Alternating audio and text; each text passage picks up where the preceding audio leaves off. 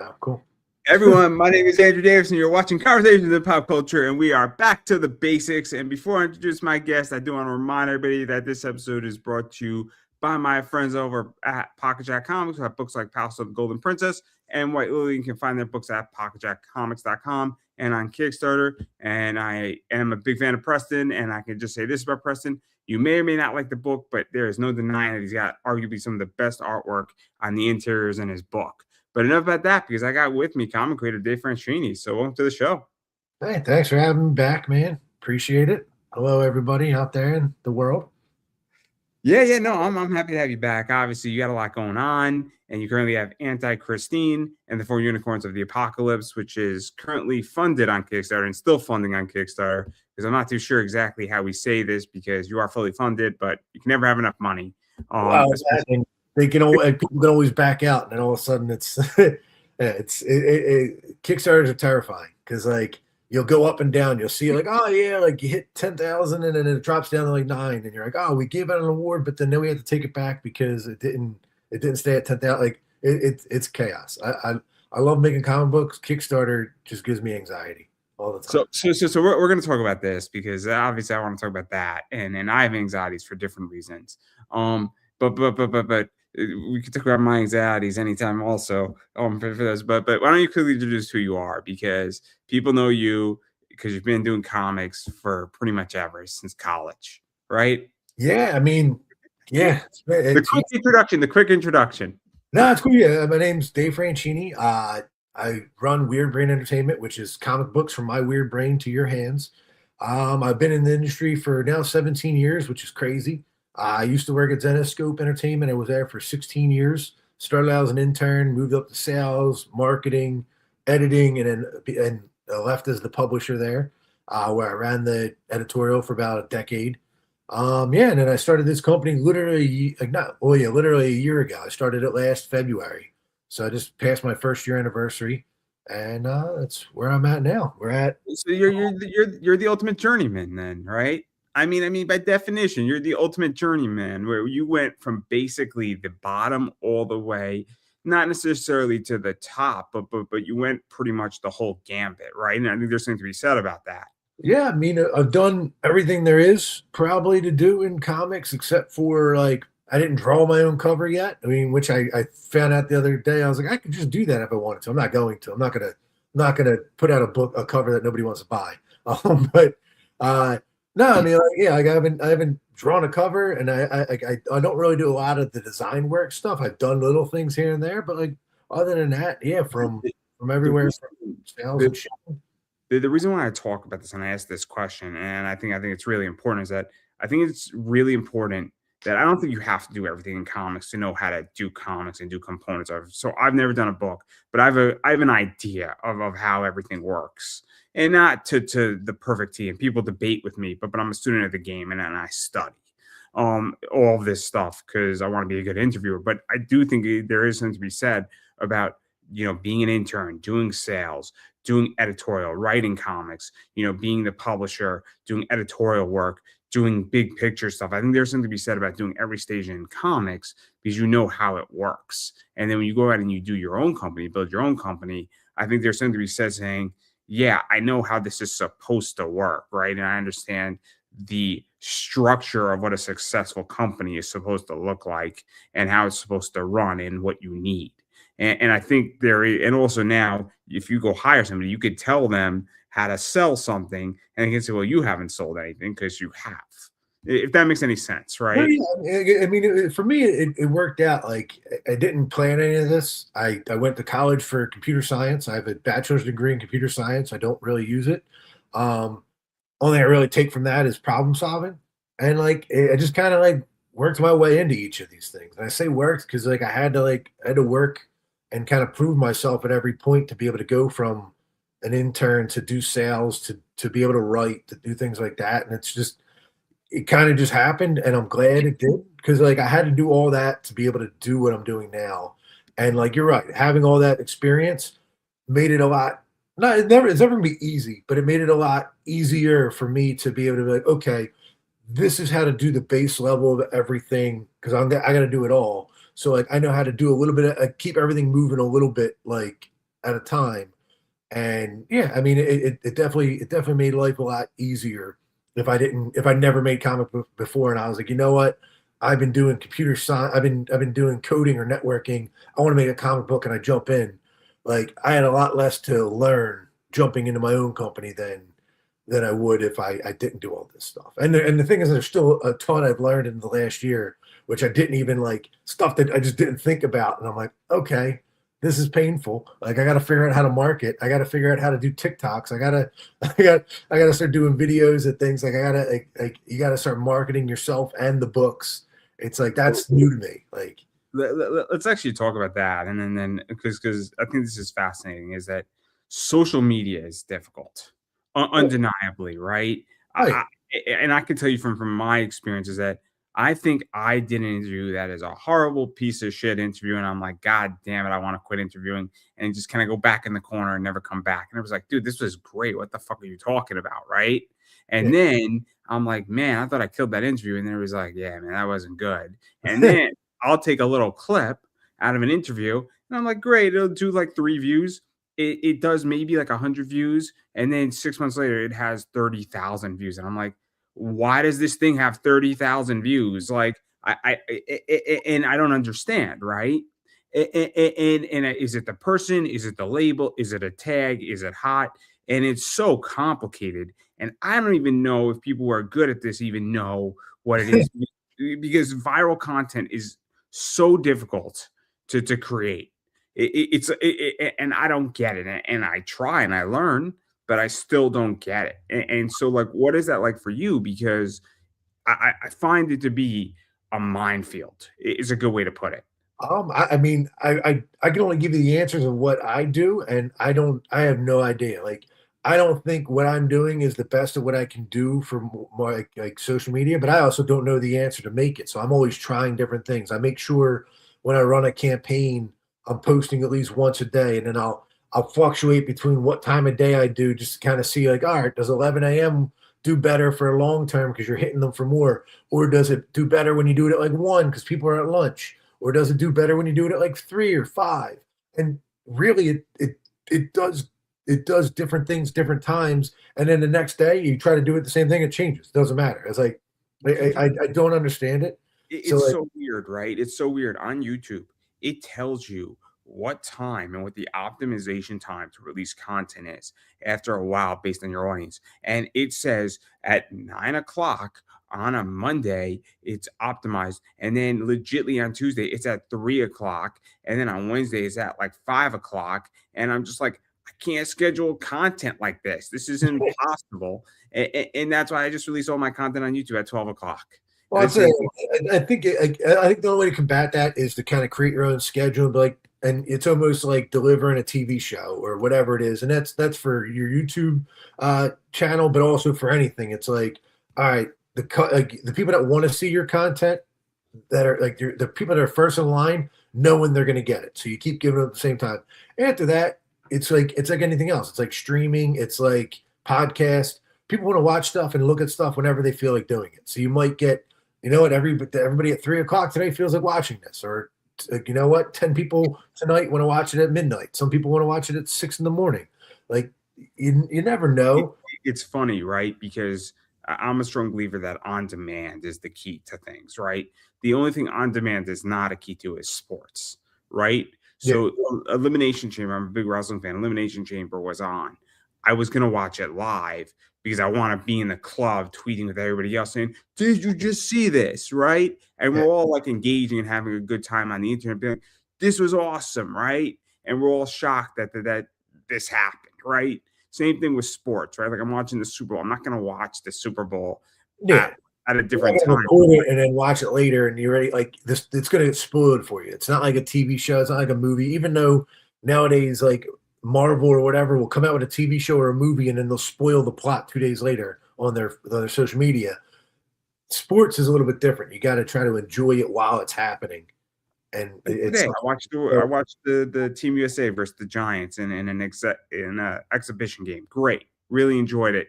Not going to record that and watch it later. yeah, That defeats the purpose of it. But the point is that like the reason why I ask this is that I find it so interesting, right? Because I don't know how you view it, but I find social media to be horrible because it's impossible. It's impossible. Oh, And I'm like, I don't want to do it. I hate social media. I don't want to be on social media. And like that's why I love scheduling my social media. I love scheduling it, and I like scheduling like 180 days out. No, I mean, like, yeah, like I need to start scheduling better and doing it better. I do it every day, and for me, it's like I try to come up with a clever new thing. I don't want to just be like, here's the cover. Like it's almost like, all right, some people don't care about the art, so maybe you got to make a post so it at least engages people other way if they don't want to look at the art. So it's like you gotta engage them like with an idea or something funny or something weird, and then the image, and then the link, and it's like, yeah, I'm still playing with it. It's been a year of me doing it myself, and I feel like I'm getting a little bit better. But every time I think it's gonna work, it doesn't. And it's like, oh yeah, I should get, like, I've been getting like 30 likes on this, and then all of a sudden it's like you get five, and I'm like, what the hell happened here?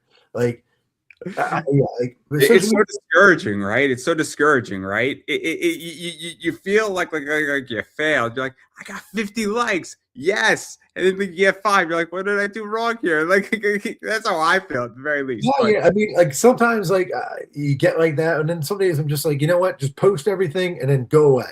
Go do what you got to do. Like just post it. Whatever happens to it, happens to it. You can't control it sometimes. I mean, you can't control it ever.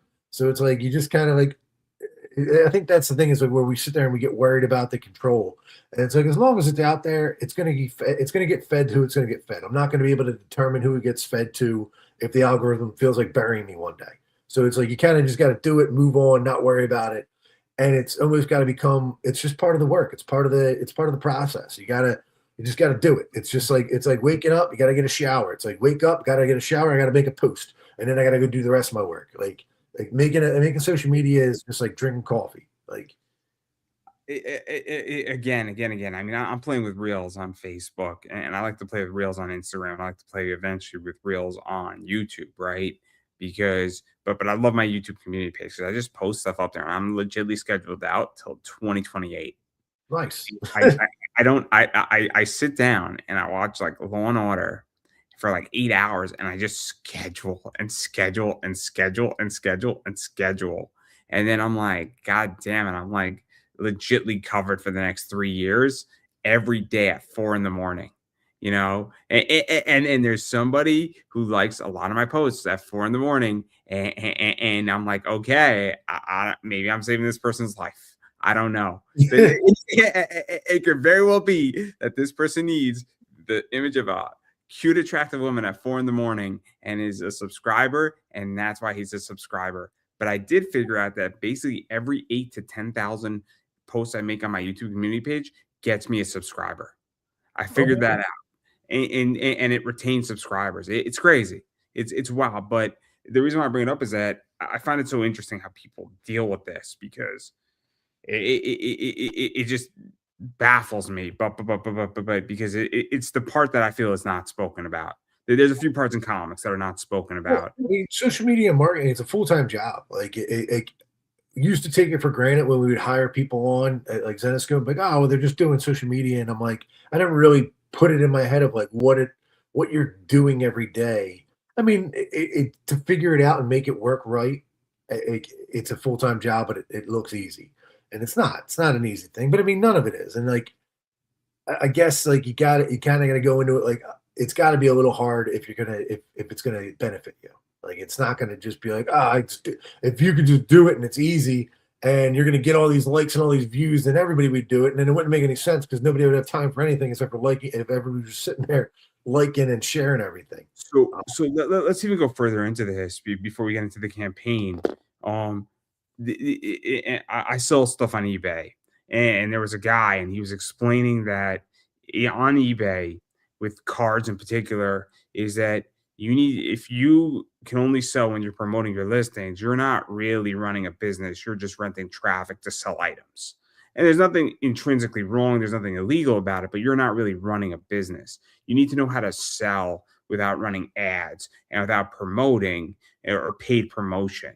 And you need things like clean titles, good pictures, good images, good concept. And I think that's one of the things because I don't know if you're running Facebook ads, but that's one of the big things is that if you're running Facebook ads, there's nothing wrong with that. But if all you're doing is running Facebook ads to drive traffic to your projects, I mean, to a degree, all you're doing is renting traffic. And I think it's a real issue because if you're funding without having to run ads for your campaign and you're doing, because you're over 10,000, all of a sudden, you have a legitimate business and you're marketing at somewhat correctly. I don't know if you're social media marketing, but you're obviously marketing your product correctly. And I think it's a real, I wouldn't say it's an issue, but it's something that I think creators have to think about a Well, I mean, lot. with, Facebook ads and Instagram ads, I've actually did a lot of research on those, and it looked like what I was pulling up is like you need to run them for like 2 weeks before they even make a dent into like getting your people in there. And I'm like, 2 weeks, like I can't afford that. Like you have to run them for almost like 4 or 5 hours a day for 2 weeks straight before you start seeing a return on it. But like one, I run a new project every month. So it's like by the time that project picks up, it's not gonna like the amount of money you spent is insane, and you're not going to be able to like really make an investment on it. And it's just yeah, it's not what for me. And even when I ran them, I would run them for like a week, close to a week and a half, whatever. I wasn't really seeing anything, and I'm like, I just don't have the capital to invest in 2 weeks minimum just to be able to set a groundwork for this project. So like for me, they don't work. Doesn't mean they won't work for anybody else. It's just I don't have the capital to spend the. I don't think what I see is I don't see the return in which that I see people running big campaigns and doing like $750,000, but I see their ads all the time. I'm like, how much fucking money are you spending? Because this has to cut into your budget because you still have to produce the book, you still have to produce the project. I mean, and the reason why I bring this up is that I view it as renting traffic, right? Because if the only way you could do $700,000 is by running, you know, 60 grand worth of Facebook ads and going very aggressive, to me, you're just renting traffic. And I think it's a real, Well, it common works. It issue. works out if you're spending 60 grand and make 700 grand. Yeah, that works out. But like if you're spending 2 grand to make 12 grand, that doesn't work at all. Like so for me, like again, I don't do it anymore. I did it in the beginning for the first couple because I had to try everything. For me, it's mostly just like I make a post on X, Instagram, Facebook, and I've been slowly trying to do some Twitter or TikTok videos, and then I send emails out once a week just to kind of like update everybody on what I'm doing for the week and what's coming up for the next couple months, things like that, and give behind the scenes stuff. So I feel like that's kind of like helped me too, like because I've been using like Substack to kind of give behind the scenes of like each book and how to like kind of go into covers and how to do stuff like that. So like it's not just like making the comic and then saying like here go buy it. It's more like hey maybe you don't want to buy this book, but hey, do you want to make books? Here's how you can make books. Like things like that kind of go in there because it's stuff that I would want to read from like other people. I try to throw that in there. So you try to do a little bit of everything and kind of hope for it. Like, and the thing is, there's only so much time in the day, and I'm getting less and less of it as the days go on because it's like, you can only do so much social media before you actually have to go do shipping and then go do sales or even write and then edit. And then also too, like I do freelance work to kind of help pay the bills too. So I'll do freelance writing or I'll do freelance editing for other companies to kind of bring in like money to keep everything kind of rolling too. Like it's a process of just building. It's like you're building a castle one grain of sand at a time. Oh yeah, I know the feeling. I know the feeling. But we're gonna table this because I do want to come back to this. But I really want to get into your book, obviously, because there's a lot of stuff going on, and it's issue 2 of it, and it's the obviously there's a lot going on in your book. I mean, we got a lot of shit going on here. So it's issue 2, and what's the basic premise before we get too heavy Well, into yeah, this? so the main series, like so the Weird Brain Entertainment, like I like each book I've done, they all currently all exist in the same universe. And you don't need to read them all to understand what's going on in them, but they're all set in Pennsylvania. Anti-Christine and the Four Unicorns of the Apocalypse is about the devil's daughter. And when she was 13, she was supposed to end the world, but instead she took the four horsemen, turned them into unicorns, named them after NSYNC, and started a rock band. So now she's 27, and the devil had another daughter, and that daughter's turning 13 and wants to kill her half sister. So that's the premise of this entire book. I know it's a mouthful, including the title, but also too like so. Issue 1 deals with the introduction of like Christine and Justin, her buddy unicorn, and Bernadette, her sister, her half sister, and kind of introduces us to this end of the world starting apocalypse coming to be. And then issue 2 kind of picks up right after that. Not too like all the scenes kind of take place within like a minute or two from the end of the first issue, and we build on that. We introduce new villains. We introduce new players into the background of what's gonna help build this giant story arc out. Um, but yeah, I mean that's so we got issue 2. Issue 3 is being drawn right now in the hopes that issue 2 stays funded. So I already have issue 3 in the works. That way I don't have to we don't lose too much time. Because like right now I work on about 4 books at once. So right now Sven number 3 is being drawn, Anti-Christine 3 is being drawn, Frosted Up 2 is already drawn, and Hell of a Job 3 is already drawn. So like the next 4 books I have are in the process or already done. They're not colored. Some of them aren't colored yet, but they're like on the way there. But I got to keep those moving because that way I can come out with a book every month. So like this month is Anti-Christine. Next month will be Sven the Groundhog number 3, and then Hell of a Job 3, then Frosted Up 2. So just to keep rotating and hope that it keeps building. Because if not, I just put out a lot of money and time, and I'm gonna have to hustle. So sorry. I want to dive into this a little bit because obviously there's a lot that was said. So I think your book is pretty simple. Obviously, we got 2 sisters who have jobs to do, or maybe one of them doesn't want to fight and the other wants to kill her half sister because, well, she wants her power and she's got a mission to do. And we're getting a magical, devil, chaotic world and a sibling rivalry on Earth, basically with powers that they have, and enemies and friends and allies and all sorts of shenanigans is a good way to put it. That ensues, right, and consequences for actions, and we don't know who is on whose side by definition in this book. But that's pretty much it. I mean, I don't think this book's that complicated, is it? Like the whole book comes down to just a rebellious Antichrist now has to face her basically her future. Like she has to face her like her sister, and she has to face her choices. And that's it. It's sibling rivalry, and that's really it. And then you get little sects of different religious people and other things in there. Like you have to play with a lot of stuff, but it comes down to it. It's just sister versus sister and unicorn. So many things I could say. So many things I could say about this, but obviously, I mean, that's the basic premise of this, and then there's just a million other things going on with it too. And one of the things you do is you do an infinite amount of covers. So what's wrong with you? That's what I want to know. Oh, I'm sorry. I like to give people work, not like collectors. I mean, like actual artists. Like we used to deal with that all the time with like at Zenoscope. They'd be like, "Oh, you guys do too many covers. Why do you do so many covers?" And I'm like, no offense, you don't need to buy them all. I would love you to buy them all, but at the same time, it's like we're giving work to people that they're like apparently they had time to do the work. But like even at Zenoscope, we were giving work to people that they weren't currently getting work at the time, or it was like it's cool to kind of just and you get to work with it. Why I ask this is that when you go through the alphabet or go through 20 letters of the alphabet, there's a few reasons why, because obviously it's good to give people work, right? If you can afford it. Obviously, not all of these covers are also, it's not like somebody drew 20 different covers. Some of these covers are more risque, things like that. But the reason why I bring this up is that I think it's really interesting, right? And this is actually I think it's a fair position is that it can be very lucrative and there can be real money in this because if you're doing a cover A or I don't know what we'll call cover C, D, and E, right? C is the regular cover, D is more risque, and then E is completely topless, right?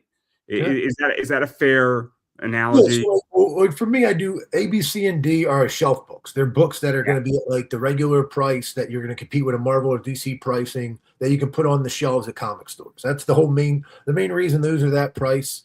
It's so I can get them in stores because I talk to stores. They carried some of the books, so and you need a price point that is the same as everybody else. Like I can't be like, oh, like you want to buy my number 1 issue? It's $25, and you're like, there's only 48 pages, and there's 22 pages in it. It's tough to get people to jump on that. So You have to be competitive. Well, Yeah. ABC here are regular market price. So for a 48-page book, that's $6.99. It's a $7 book. For a 36-page book, that's $5.99. It's a $6 book. For 24 to 20 or 22 to 26 pages, that one's $4.99. That's around where it's at now. But so for the collectible covers, so like E, F, and G, yeah. So you'll have the E is the collectible cover. For mine, they're limited to 250 copies ever made. It's the clothed, nice version of it. And then the limited to 125 is the F cover, which would be like the lingerie version of it. And there's only 125 copies of it. And then you get to the G, which would be the topless version, where there's only 75 copies of it. And it can be lucrative if you sell them all out. Like, so the one thing I learned at Zenoscope, and the one thing I learned with like making comic books and collectible covers, a lot of times it's, especially for me, it's like I'm starting out, so it's hard to. I don't start out with a ton of readers because it's hard to get people to pick up your book and read it. So you got to like you're gonna start out with like 1,000 readers that pay for the book. So you use the collectible covers to basically offset the cost of what it costs you to get the book drawn and get the book into the reader's hand. Because the reason why I bring all this up is that, and I think this is a fair discussion debate, because you mentioned that there's always a battle, right? It's a conflict on Kickstarter between getting people to back your project to start, because anytime you get a backer, that's a good thing. Then the question becomes, is the backer a collector or is the backer a reader? Because you need both. But Yeah. obviously, ultimately, and feel free to correct me if I'm wrong, I think ultimately what everybody wants is readers. Because if you had 10,000 readers, that to me is more valuable than a collector, because if they keep coming back to you, you now have an audience, right? But Well, I to mean, get those, you want both. I mean, you want both. There's no like in the end I want readers because I'm right. I want people to read these books like that. In the end, for me as a writer, I want more readers. I'm going along with the theory, and this is my thesis, and it's fair to challenge the thesis, is that ultimately you want an audience for your product. Yeah, It is what you want. yeah, And how you get your audience is up in the air. And so this is where I think this becomes very interesting, is that how do you get it? Because you said it perfectly, where you're starting out and somebody might like Keith Garvey, right? And they're a Keith Garvey fan. And so they come to your book, not because they know your book or particularly they like the concept, but they love somebody's artwork on a cover. And yeah. then that's their gateway into your funnel, your system, into your backing. They like it, and then you bring Keith Garvey again, and then they crack open the book on a digital position or a physical position, and like, this is not bad. Let me check out issue 2, right? And so you need that, but also that Keith Garvey book, if it's $25, it might have a higher margin and a profit margin than the cover A. And it has nothing to do with how hard somebody works or not. It's just that a collectible cover, which helps fund and doesn't put you in the hole too far. So if you're in the hole $200 on this whole project per issue, that's a massive victory, right? You would agree with that concept, right? Yeah, no, I mean, like that's basically it. Like you do the collectible covers, and there's nothing against the collectible or the regular covers. I only book artists that I want to see art from, and I like all the art anyway. But it's like, yeah, you do the collectible covers to help pay for everything else, and it's like eventually you want to be able to get. The thing is, readers are infinite. You can have infinite amount of readers. There is, as long as you can keep producing books, digital books. There's only a limited amount of collectors you can get because there's only 250 copies of this book or 125 copies or 75 copies before you have to start raising the print runs on it. But in reality, you're capped out on collectible. Like you can only get so many people that buy the book at a 250. If there's only 250, you can only have 250 people buy that book. With a regular issue, you can print that for infinite. You can reprint it. You can do that stuff. You're not going to reprint the collectible covers. You're gonna like that's where you kind of want to make like there's unlimited growth with readers than there is with collectors. Like collectors, you only have a finite amount of books and products you can sell, where readers you have infinite amount of. Because the issue that I'm having with all of this, and I'm curious how you feel about this, is that I feel the market is oversaturated, right? And I feel that just in general with Kickstarter, the market is oversaturated, right? I feel that there's so many covers, right?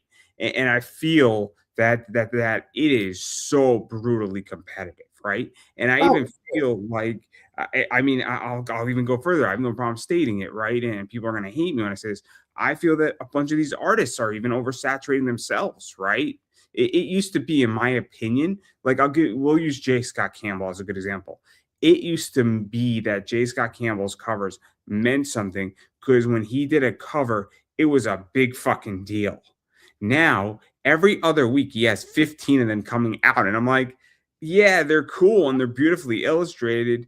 Anytime he touches Mary Jane, it's awesome. But I'm like, you're going to legitly draw Mary Jane 50 times this year. So if I miss Mary Jane 1, there's Mary Jane 2, 4, 7, 9, and 35 coming out also. Like, I get to a point where I'm like, I think it's like, I don't even know if it's collecting anymore. There's so much of it out there that, like, that's a double edged sword though, because like he's creating content. One, he probably loves. I don't know him personally. Probably loves the draw. Two, he loves to get paid. Three, he's getting to do. He's the more he does, the more it's like Tupac, where he has a thousand songs in the chamber. It's like you want as much of your art out there because you want to exist afterwards. You want to reach every fan that you possibly can. So I get that, and at the same time, you're right though. Like it's like if Jordans were easy to get, if the sneakers were easy to get, they wouldn't be $300 a piece. So it's like when you make stuff easier to get, it becomes less valuable in the eyes of some collectors and so on, which is fine because like and that's what I'm saying. It's a double edged sword because like yeah, you might lose the exclusivity of like a J. Scott Campbell cover, but he's doing art because he loves to do art. It's not about like for him, it's not about like I'm doing this to make exclusive stuff. He's like, I'm doing this because I love to create. no, So it's like, I think it's about the money. I think it's about the money. I mean, I I, don't know. I I don't know genuinely him think it's personally, about the money. but I mean, I can't, I couldn't blame somebody for that anyway. Like that's what you want to do with your time and your talent, then that's for you. Like I'm not anti-capitalist, and this is where I'm going with this, and I think it's really important to explain my point here is that it used to be as a fan that like in the way I feel about collectible covers, and this is why I really stopped back and I backed off a lot, is that I used to feel that it was special, right? And yeah, it used to feel like, man, there's only so many of these out there, and I'm fine with the 250 print run. I'm fine with the 500 print run. I'm fine with the 100 print run or a 25 print run. I have books from Zenoscope that have a 25 print run that I absolutely love. Like I have a gold limited 25. Absolutely love the book. I know the book is valuable, but when we're producing so much of something, I go and say like this loses its appeal to me because the artwork's awesome. It has nothing to do with the art. It has to do with just the volume of the production of it and of similarities. And that's like my and that's even with Kickstarter now. It's like I'm like it's so weird for me because I go on Kickstarter and I'm like, man, there's so much stuff by this person. Like, I don't even know how this person is drawing this. Like, I don't know how Keith Garvey, nothing against Keith Garvey, but like, I legitimately see 30 covers. And I'm like, how the fuck does he have 30 covers out this month on Kickstarter? Like, it baffles me. I'm like, well, I mean, because first he's the man. Second, it's just like he's not doing them all like today. Like he's yeah, not. I know that. I like Keith Garvey. Keith Garvey's been on my show, obviously, and I enjoy Keith Garvey a lot. And I have nothing against Keith Garvey's art, but like, I look at No, this, but I like, understand what you're saying. Like I get what you're saying because also too, like I look at it when I go on Kickstarter and I look and it says 38,000 projects of comics and I'm like, well, what? And you're like, part of me is like, oh man, why are so many people doing this? And I'm like, the other part of me is like, you're an idiot. Like, what do you mean? Like you're doing it because you want to do it, and they're doing it because they want to do it. So like you're gonna want to like there's going to be a ton of competition out there. What you have to do, and like that goes for artists, that goes for anything, is like you got to keep reinventing the wheel a little bit. And that's the fun part with like, even if like there's a million of this artist or that artist's covers, it's what you do with it, what character you give them, and like what concept you give them. Like that's the funnest thing I get to do with some of these artists is like come up with a crazy concept that I know another artist isn't going to do and that I know another publisher isn't going to do. So when you look at my books, you're like, what the hell is that? I've never seen that. Like there's a cover right now being worked on that's going to be like I kind of came to the realization the other month. I was like, no matter what, I was like, every comic book I do could be the last book I do. So like, let's make every cover and every book as crazy and as fun as I want them to be. Don't play it safe. Don't hold back a little bit. Don't go boring. It's like make these covers fun. Make these stories fun. So like there's a cover coming up, and right now it's going to be like for Sven 3, it's going to be him on the cover, and he's screaming and he's looking down, and out of his chest burst the main character Sarah like a chest burster, and she's just looking up at him screaming and confused. And it's like things like something like just taking things and doing it different instead of just being like, all right, draw me a character posed, or draw me a cosplay of this character, or do this like that's for me that bores me. So like if I get bored by it, I don't expect people that buy my stuff to not be bored by it. So like that's part of the juggle, is like doing the work and coming up with a concept, getting the artist and the right artist to do the right concept, and doing something different that other people aren't doing. Because it is like you go on Kickstarter, and you'll see it doesn't even matter the artist. You'll see the same poses and you'll see the same thing, and it's like there's nothing different. And I'm like, I don't know how you pick. The only way you can pick is if you like the person selling it to you, or you happen to like the artist. But it's like what I'm trying to do with Weird Brain is like make something that's like I don't know what that is, but I want it. Like, and that's my goal. Like, Again, I go on Kickstarter, right, and I become very much like, because it all looks the same, and then all these collectible covers look the same, right? And then you know what is, if I'm a fan of an artist, like I love Keith Garvey's art, right? And then I just pick one, right? Like I don't even know the book, I just pick one. I'm like, okay, this one looks great. I'm going with this one. Like, and that's probably not the way to do it, right? It's the worst way how to do it. But this is how I think as a consumer now, right? Is that if I have 15 options from the same artist, or even 15 styles, I mean, and again, I look for new ideas, but even still, like there's only so many well, content. it's overwhelming. We're at a point where like It's because oversaturated. well, yeah, because comics aren't hard to make. They're hard to afford, but they're not.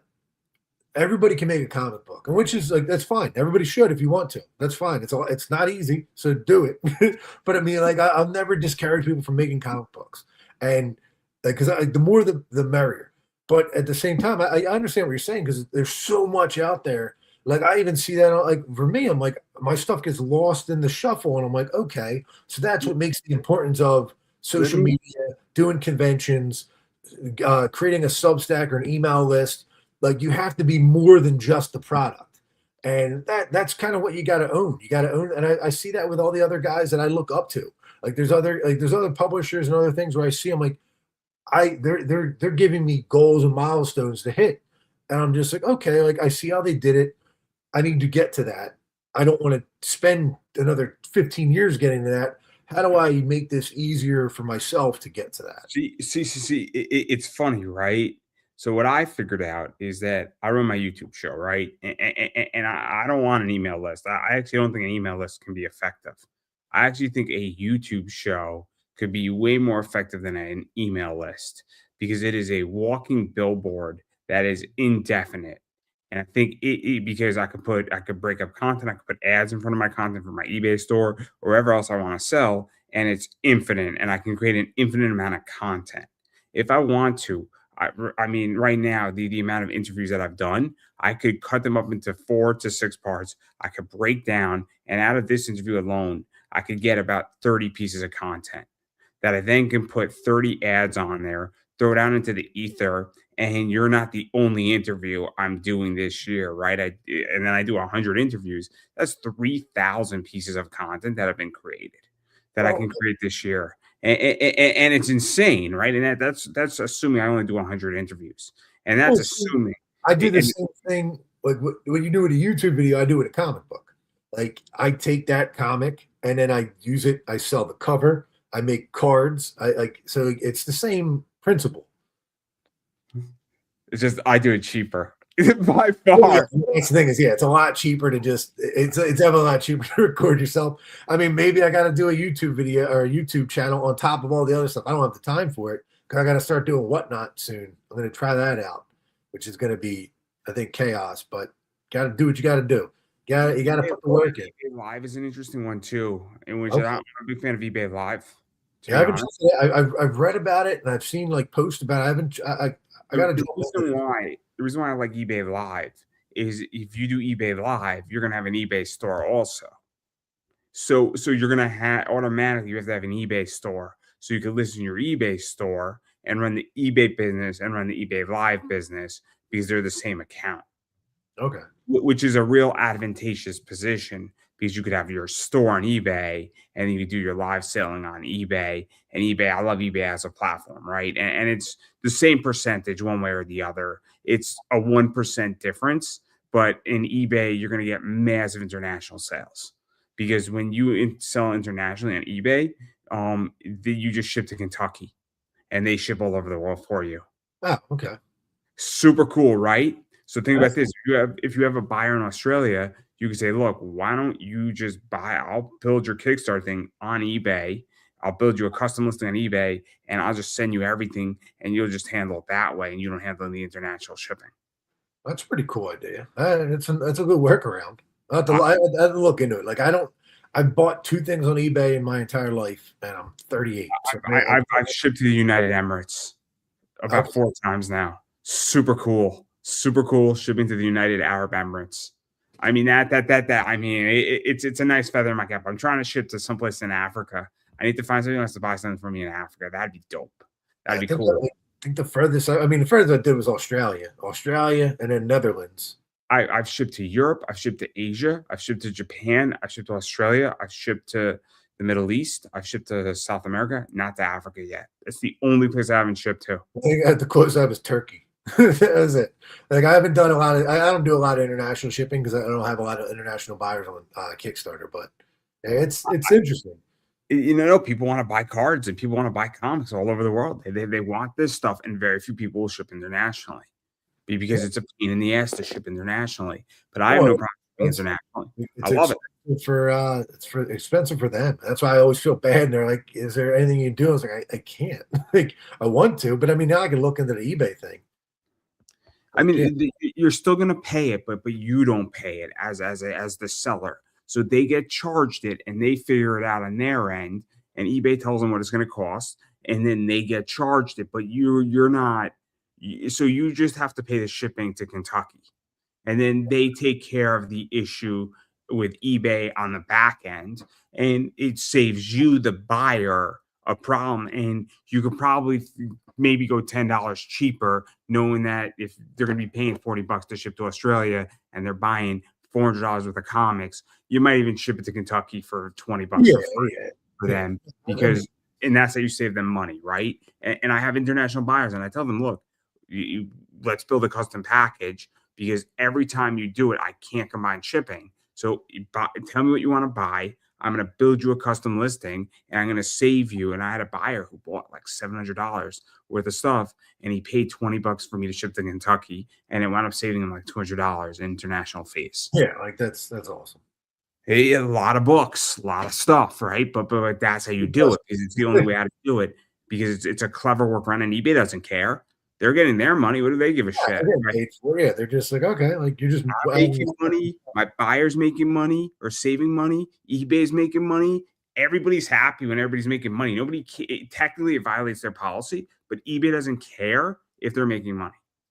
I It- I gotta check that out and I gotta check Whatnot out because like, it's been a while. Like I'm just timid. Like I can do interviews and talk and all this stuff, but I hate watching myself. Like when I do TikToks or doing these videos, I oh don't my like watching myself. Like I don't. Yeah, I hate editing myself because I critique myself so much. It's terrible. And I hate the sound of my own voice. I hate the well, sound of my own voice. no, it is. It's like while we're talking, it's fine, but like when I listen back at myself, I just cringe. Like I'll never watch one of our interviews ever again. Like I can't.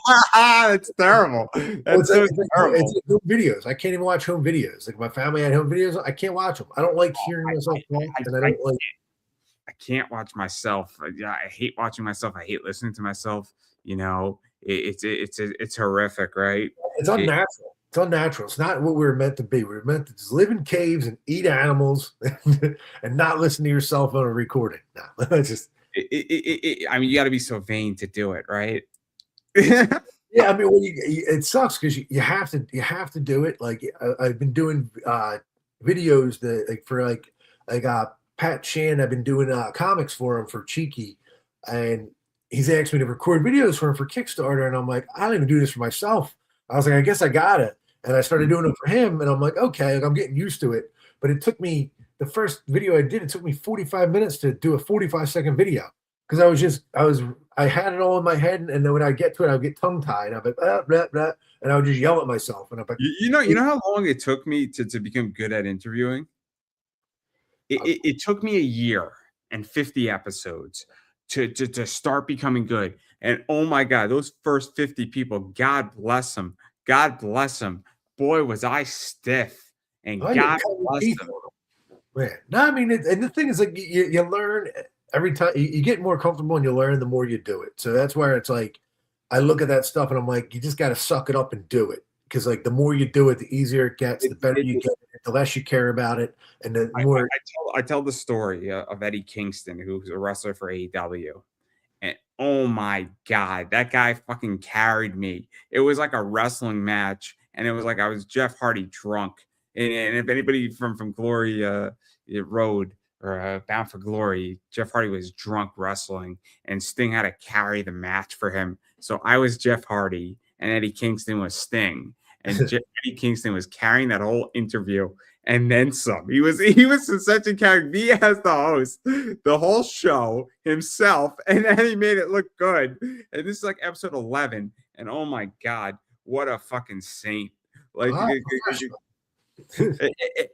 because I'm a brand new interviewer and I don't know what the fuck I'm doing, and oh my God, just I mean, that's the thing is like I look at that and like as even when I read books that I wrote, even the ones I wrote recently, like I reread them not because I'm doing it for to be vain. You reread it because you need it for like to get the character's voice again or to get the to make sure you're not like overdoing like not messing up the story point. But like I'll read older stuff and I'm like, oh, like you read your older stuff and you're like, oh, I wouldn't have wrote it that way. I don't like the way they talk. They sound stiff. They don't sound natural. Oh, this doesn't make any sense. And like you just like, but you got to get like as you write more and you create more and you interview more, it's like you get more comfortable and it gets easier and you get better at it. You get better at it. It gets easier only because you're getting better at it, not because it's getting better. Like, I'll ask you this about that because I've gotten to a point where I don't care anymore, right? So I'll tell people what I really think, right? I got no problem if it ruins friendships, ruins relationships, people hate me. I don't give a damn anymore because, especially with the year I had last year, I don't care anymore. And once I realized that there's very few people who actually care about their opinion, very few actually have any semblance of an opinion on me that matters to me. So like that's my point though is that and now because of that I'm like great. I'm gonna ask a question. If it upsets somebody, what do I give a shit? I mean, I'm having a guest tomorrow at 11 o'clock. I don't really give a shit what somebody thinks of my guest tomorrow, and because I'm interviewing her, and it's gonna be awesome. We're oh gonna have no, a good time. that's the thing though. Like you're saying you don't care. You care because you prepare enough for it. But like the I way don't care the opinion anymore is where yeah. I'm going with this, and I don't care what the reaction is, and it frees me to Well, actually that's how speak. you create. That's how you create. That's how you create art. Like if you're worrying about like for what you're doing with like your interviews, you can't worry about. You have to ask the question. You have to be you. The reason people watch your show is for your interviews, but they're watching it for you. And it's the same thing. I'm writing these books. I can't worry. Oh, this will make someone sad or upset or whatever like that. Like it doesn't matter. I have to tell. You have to create your art. You have to paint your picture. And you're doing your interviews the way you do it is you painting your picture. Me writing books is the way I do it. It's the way I paint my picture. If you So start doing it like other people, then people like it's again. It's like being. It's like I don't want to see it because it's not different. It's not new. It's not something I can't see anywhere else. it's interesting, right? Because I don't make any money from this show, right? It's hard to monetize a podcast. I don't really all these people say, "Oh, I monetize my podcast." It is hard to do it, right? But I'm doing better and better interviews, and I'm having a better reaction. And I'm having better content and better micro content is being developed out of what I'm doing, and ultimately, I'm better than I've ever been. Whether people think it or not, I'm right where I want to be. But if I was to go corporate, right, it would ruin creativity. And it's such a complicated issue because when you're creating a comic and you're dropping 7 grand or 12 grand to produce your books, you better write to make a profit to some degree. But it's all the balancing act because you got to think of how to make money with your book and be profitable. Otherwise, you're going to be in debt. Well, Have it's both. It's a lot. Like you gotta write, you gotta be creative. I can't just write a diatribe of what I feel about the world. Like the story has to like you have to write a good story first. It doesn't matter. Like there's no point to pay people to do something if you're just doing it to fill your own ego. You got to do it because you want to tell a cool story and a fun story, and a little bit it's your ego because like you're like it has to be because I'm telling something that I want you to hear that I think is cool and fun. So like that's my ego doing that. But at the same time, it's like I want to create these books and it has to be a good story first. You don't just, oh, I'm just gonna do this. I'm gonna take that concept and this just because they make money over here and I'm gonna throw this together and people are definitely gonna buy it. I'm like, yeah, they might buy it, but they might not like it because whatever you put together didn't make a good story. It sold them on three hot topics. And you're like, cool. Like, so it's like you got to find that balance in between that, and especially today, yeah, comics are super expensive, so you got to make sure what you're writing is the right story to write, and it's not just for you. It's got to be for other people.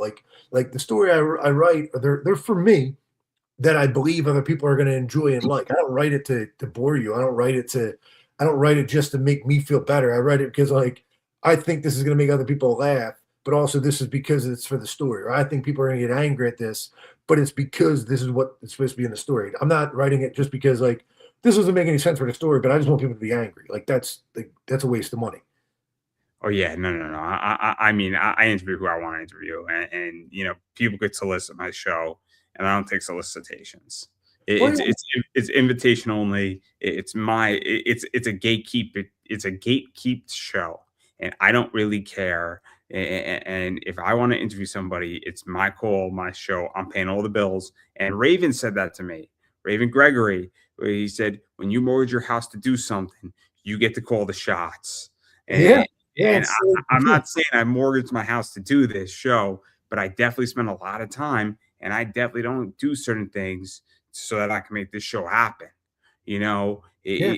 and that's how I feel. It's my call, right? Well, And you get that privilege. You get the privilege to do what you want with the sacrifices you make. Like that's part of it. That's part of the deal. Like that's like yeah, like again, like I put everything I have into these books. And I'm not gonna have someone come in and tell me like, well, we don't want you to do that. Like, I don't care. Like, I'm gonna do what I want. Like, I'm gonna come up with a crazy groundhog chest burster cover, or I'm gonna do a weird, like I don't care. Like, and it's not like I don't care, but it's like again, like I'm doing this to like I have my goals and it's not monetary. I mean, yes, I want to make money to make sure I can pay for the next book, but I'm like, I'm not making a comic book to be like, oh, I want to buy a boat. Like, no, I don't care about that. My goal is to be able to pay for the books, pay my bills, and get a dog. like that. My goals are very simple, very small, but it's like in the end, it's just what can I do to tell the next story and tell the next story and be able to afford telling the next story and making sure you get the artist you want to get in on it and I don't know. There's a lot of things like you want to build. Like for me, it's like I want to build these stories that I want to tell, but also I want to build an infrastructure for the artists I want to work with. I want to work with my friends. I want to work with people that I really like the talented people, and like I want to be able to create a sustainable environment for them to keep doing work and being able to do what they love and pay for their bills and their dog and their food. Like it's crazy.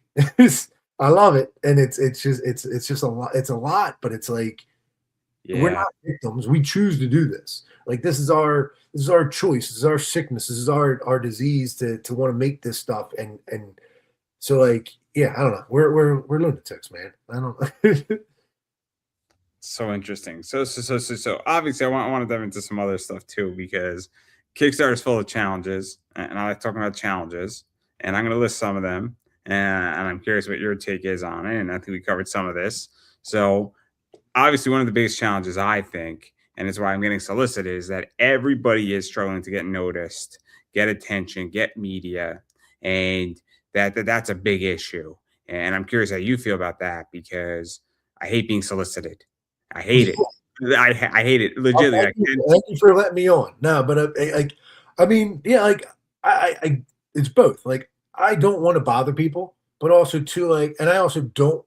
I'd rather people like the book than have to stare at my face. Like it's like it's like I don't know. You don't need me. You need the book, and so but like at the same time, I see the necessity for getting out there because a lot of times, especially at conventions, it's not just selling your book. You have to sell you and your excitement and your love for what you're trying to get them to read. Because it's like you're trying to get like there's a lot of books out there. There's a lot of entertainment. So why are these people gonna to get yours over someone else's? And a lot of it's got to be you got to just wear it on your sleeve. You just got to own it. Be like, I want you to read this because I love this and I created this and this is my crazy It, thoughts. And it's for me, and this is my take, right? Is that what's happened in the podcast world, in my opinion, is that there are fewer and fewer shows because this is miserable to book guests and build interviews and do it and do all this shit. I cut up interviews and I schedule all this out. I don't think, and then I have to market it. Then I gotta go do the TikToks with it. It doesn't end after the interview is done between you and me. It doesn't end here. I'm legitly cutting up so many interviews. I legitly have 30 interviews on my docket that I have to cut up. And I mean, I don't think people understand that I have 180 pieces of micro content that I'm scheduling. That doesn't just happen. I got to build thumbnails. I got to build tags with it. You got to make sure it's relatively clean. You people think that those auto captions just put themselves in there in those clips that I'm putting out on my Facebook reels. Not really. They're kind of a pain in the ass to do. So a lot of work that gets done in this. And what I think is also happening is that there's fewer and fewer shows. I think also what happens is that people are booked out. The shows that are booked out. I know 3 or 4 shows that are booked out till June. So well, then they go to the next one and the next one and the next one. And what they don't understand is that I'm not just a comic show. I interview cosplayers. I interview adult entertainers. I interview wrestlers. I interview writers. I interview people who talk about finances. And then, there's other people that I've interviewed, voice actors. So like, if I have my pick and choosing, it's like, no offense, but like, I'm getting sick of people in comics. I just interviewed like 30 people in comics. I want to interview a voice actor because well, guess what? It you gets stale. it never ends, which is a good thing and a bad thing. It's again, it's a double-edged sword. But the thing is, like, this is the part you love. You get to do this. It's like for me, my part is writing, and but you have to do all the other stuff to make sure you get the part you love. So, like, I mean, I love all the pieces a little bit differently than like each piece. Like, I don't love sitting there going through my books or my accounting books, or I don't love going through having to come up with a new catchy thing or write all this stuff write a like some certain emails out or something like that. But like you gotta do these things to be able to do the things you love.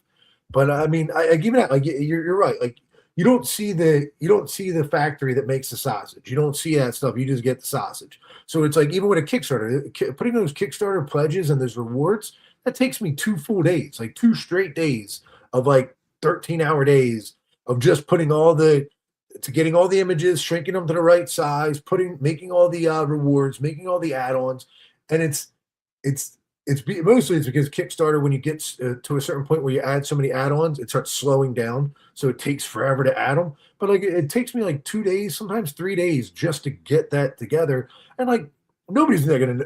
I mean, the only reason people know that now is because I said it. But like you just kind of you want to go in there and you want to be like, okay, I want to click this, I want to buy that, I want to get this, I want to get that. And it's like that's just part of the sacrifice. You got to do that to be able to get people to buy your books.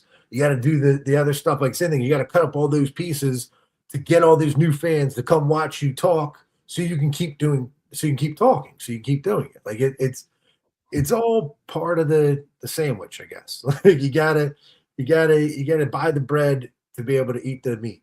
I don't know if that makes any sense, but I know it makes complete sense. It makes complete sense. And the point I'm making about getting attention is that the reason why I'm getting solicited is that everybody needs media now, and media is scarce, and everybody doesn't have and nobody has any money to buy media either. And then they come to me, and I'm like, guys, like Kevin Perks says it best. It's like going to Granny's house on a Sunday. Everybody's eating, but I'm not eating. Like this is the problem. And I'm not asking anybody to like pay my bill, but like you got to bring me something that I don't have if Yeah. you're gonna solicit me, and that's the point. And I don't think it's. I mean, I'm gonna say the unspoken part. It was it. If you solicit me, you as a comic person have to bring me an idea and a concept that I don't have at the moment. So if you have a book that's like 10 other people's books that I just interviewed, it's like I'm not interested because Yeah, it's like, tell me your next superhero universe, and it's like, okay, and again, the interview starts sounding the same, and then it's like if I told the same story over and over again, it's like it loses its luster, and also too, like you said it yourself, there's not a lot of people doing this stuff, and it's because and it's the same thing with comics, like it's the same thing with any creative field.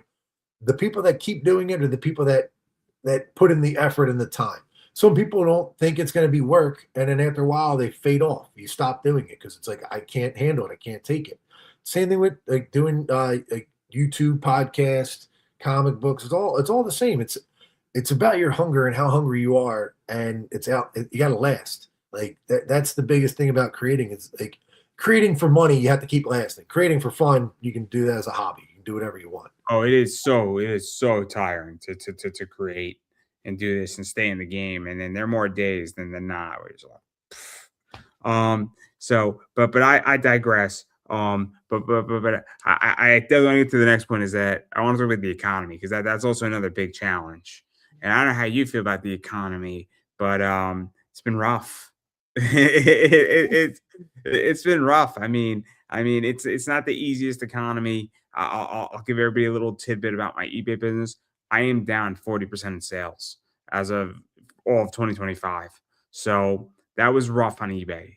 A 40% reduction. And by the way, I'm not the only one. A lot of people had a rough 2025 in comics. I don't know what your 2025 looked like, but mine was brutal. Well, I I didn't have anything to compare it to. It was my first year. So like anything I did in 2025 was going to be my best that I could do. but yeah, I'll ask it a different way. Was it an easy year or a hard year? Is my point economically.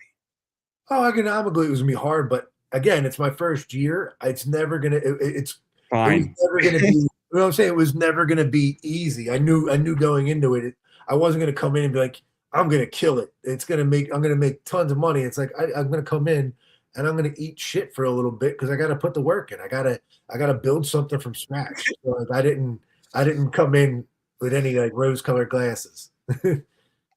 Fair enough. Fair enough. The point I'm making is that obviously when money's tight in the economy, and people are worried about money, and obviously we are now dealing with an international crisis. Not to get too political here, people all of a sudden say, you know what is I'm watching what I'm spending money on. I'm going to watch how I'm going to spend my money. I'm going to adjudicate properly what I'm going to drop money on, if that makes any sense and all that I think matters, right? And I don't know how you feel about this, but like that's a big issue because we look at comics is an expensive hobby in general, but when money's even tighter, it becomes even more complicated. Oh, it's the first thing that gets cut, like collectibles, like collectible car, comics, and things like that. Like you're not going to cut your entertainment with Netflix and things like that. That might come later, but like that's easy entertainment. You sit on the couch, you don't have to do anything, you don't have to ship it, you don't like it comes right to you. We don't have that privilege with comics or cards or any collectible material. It's extra. You have to do extra work to get it, and it's easier just to not do it because it's money you know you don't need to spend or you don't want to spend.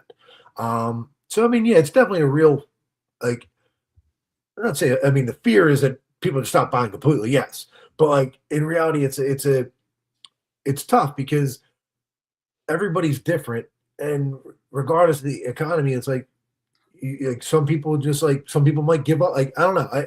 You got to kind of just keep doing it and adjust as you go. You can't just go all in and be like it's gonna be like this forever. You got to kind of like do a little bit, hold back, see where it's going, adjust, do a little bit, hold back. I mean, it's just that's all it is. That's why I'm working on 4 books at a time just to keep everything rolling. But in reality, I should have the whole year mapped out and the whole year kind of plan. But I can't do that because I don't know if in 3 months, 2 months, or even this month I'm Crazy. going to be able. Like so, like there's only so much of the hole you can put yourself in before you jump that far ahead. So like, yeah, it's always part of it. But I mean, I think that's any business. It's any business, and the economy is always going to go up and down. I mean, some years, some decades, it's going to go a little bit down. Some years, it's going to go a little bit up. Like, I mean, You're a lot more positive than me. I can tell you that. well, I mean, like I live on anxiety and fear and excitement and love of comics every day. Like I fluctuate. It's like bipolar. I'm not bipolar, but I have bipolar when it comes to like your business bipolar, where like I'm excited. When I wake up, I'm terrified because I'm like crap. I hope people bought some books today, and then you're like, all right, but now I gotta make sure I pay these bills. All right, I gotta make sure this shipment goes out. But then I'm like, all right, I get the right. And I'm like, you're excited. So you go from like anxiety to like you drudge through some things. And then it's like, all right, I'm excited about this. Then like, you're just constantly going back and forth. And it's like my days fly by because there's not enough time to really think about it. And if you spend the time thinking about it, you lose time doing the work. Like if you spend time worrying about the things that like you can't control, you don't get the work done. And that's what those are the days I hate myself. Those are the days where I'm like, I didn't do enough today because I was worrying about something I couldn't control. And it's like you got to keep like See. it's easier said than done, but it's like you got to bite down and be like whatever. Like you didn't sell enough books today, doesn't matter. You still got to eat tomorrow. You still got to make something tomorrow. So it's like you just kind of got to keep rolling and adjust again. Like adjust. Like if all of a sudden Kickstarter went away, I'd be like, all right, stop drawing, guys. I got to figure out a new way to make sure. I gotta set up a new account on Indiegogo, or I gotta set up an account on BackerKit. Like like you gotta be quick, and you can't be complacent. Fair enough. Fair enough. I mean, I'm just saying that economy's tough. It's not easy to deal with it. Is all I'm going to say with Yeah. that. And Well, then obviously the other thing that I think is interesting about you is that you know, so you're doing a campaign every single month. I mean, what is that like? Because that's a lot of capital that gets recycled, gets put in, gets put out, gets moved around. I think that you typically I think when you're doing your Kickstarters, you're trying to recoup the money because I think most of the art is paid for, or a good chunk of it's paid for right ahead of time. I'll Or be honest with you. Right now, it's the money coming in for this Kickstarter pays for the printing and it pays for the next book. I'm not, I'll be honest. I'm not at a profit I'm not crushing anything. It's more right now. It's like I'm building these books up to build a readership and a brand, and that's what I knew these first 2 3 years or more are going to be. So like right now, the Kickstarters, like I push these to like I need them to pay for the printing because the printing's super expensive, and to start paying for the next book and the next book, and it's like that's it. Like there's everything that comes into me gets recycled right back in. Like any money that comes in, it's going right back into the books. Um, and it's crazy. It's I've never experienced this in my life, so it's a lot of like new like insanity. But yeah, I mean, it's massive growth, and it's growing it to a point where the thing becomes big enough and stable enough, right? well, you gotta. I have a lot of hope. And that's not a good business plan or a good sales motto, but like it's hope and effort. I gotta hope that the work that I'm putting in and the work I'm going to put in is going to pay off for the time that I'm putting in now. Like like this year, I'm going to do a lot more conventions, and conventions help fill in the gaps of the different of the money that you're kind of like putting out there. Like this month, I'll do MegaCon, and later in the year in October, I'll have New York. So those are my two big conventions for the year. Like last year, I only did New York, or I did Philly and New York. So I'll do MegaCon, Philly, and New York this year, and it's just kind of slowly building and slowly growing. And also, too, the more conventions I do, now that I have more books, I have more things to sell. So it's like when I did my conventions last year, I had one book, two books. I might have had a bunch of covers, but it was like you're only selling one or two books. And so like now it's like, okay, I can sell seven or I can sell eight books. And it's like by the time I get to New York, I'll be selling like 12 books. So it's like it's just that growth. And then you got to hope that that growth outweighs your expenses quick enough. And that's where I'm at now. Is like if I can keep building this castle up, and that's really it. Like that's my goals now is just keep moving, keep running these Kickstarters. Because like this is the first time I've done one a month. Last year I was doing them like every quarter, and Damn. and now I did it. I did a hell of a job in November to December, and that one's actually shipping out this week. And then I did Frosted Up from December to January, and that one will go to print in 2 weeks. And then now I'm doing from February to March is Anti-Christine, and then from March until April will be Sven. So it's like this is the first time I've done this many in a row. Like, so I'm experiencing all this stuff for the first time of like, all right, how do I ship all this stuff, but also write this next book, but also sell this next thing and do the social media? So like I'm learning as I go. And then I like know exactly what you're experiencing. I know exactly what you're experiencing. So in 2024, between so I had what was called the Caitlin Clark effect. What was happening is that she was in the NBA and she was just dominating, and there was all these cars that were coming in. So I'd be buying 25, I'd be selling out of 22 of them, and 2 days later, the next batch would be dropped. Buy those, would be selling out of those. But then what would happen is that then I'd be selling out of these, and then all of a sudden you legitly have like 4 grand worth of orders, and you have like 300 orders, and they're coming in 3 weeks from now, 4 weeks from now, and they're coming in intervals of 3 days, and you're like, Jesus fucking Christ, I don't have envelopes. And meanwhile, like they came in a top loader, so it's like almost pre-packed to go out. But you're like, damn, I got 125 packages to go out, and then like buyers saying, hey, I know these are shipped out. I'm like, guys, I don't think you understand. I legitimately got out 30 today. I have 150 packages. This is not happening in a day. So, like, I legitly had 150 to 180 packages shipped out in 2 weeks. I don't think people understand what that looks like on tape, what that looks like on envelopes, what that looks like on printing, on ink. I no, mean, I mean it's same thing. Like when every time I do a Kickstarter, and like I've been getting like over 200 something orders, and it's like it takes me about a week and a half straight. Like I won't do anything else. Like I'll pack about 50 to 60 orders a day, and that's just packing them. I don't even do the labels. You just pack them all, and then it takes me 2 days just to do the labels, just to get the labels done.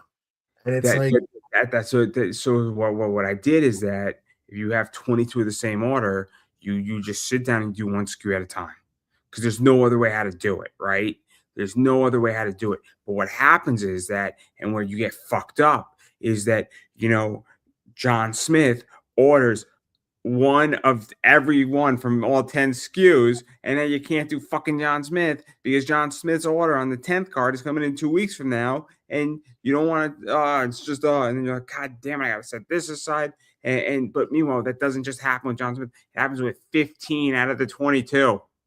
oh no, It's terrible. it's the part you got to eat. You got to eat it so you can keep doing what you want to do.